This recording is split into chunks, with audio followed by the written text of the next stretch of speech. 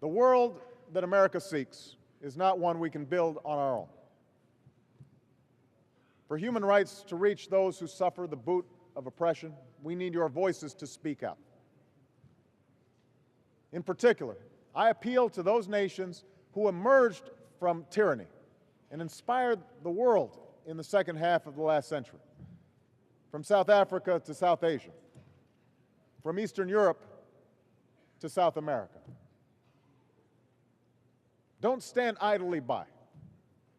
Don't be silent when dissidents elsewhere are imprisoned and protesters are beaten. Recall your own history, because part of the price of our own freedom is standing up for the freedom of others. That belief will guide America's leadership in this 21st century. It is a belief that has seen us through more than 2 centuries of trial, and it will see us through the challenges we face today, be it war or recession, conflict or division.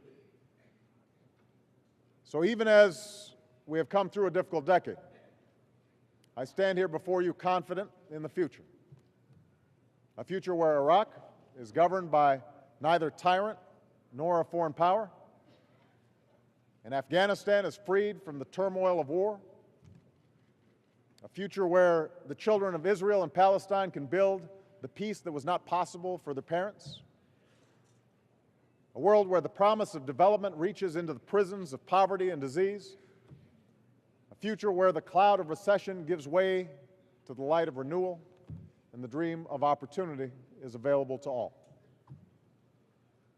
This future will not be easy to reach. It will not come without setbacks, nor will it be quickly claimed. But the founding of the United Nations itself is a testament to human progress.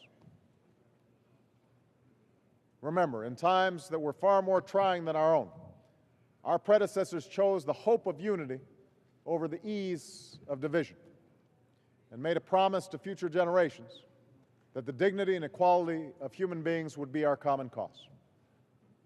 It falls to us to fulfill that promise, and though we will be met by dark forces that will test our resolve, Americans have always had cause to believe that we can choose a better history, that we need only to look outside the walls around us.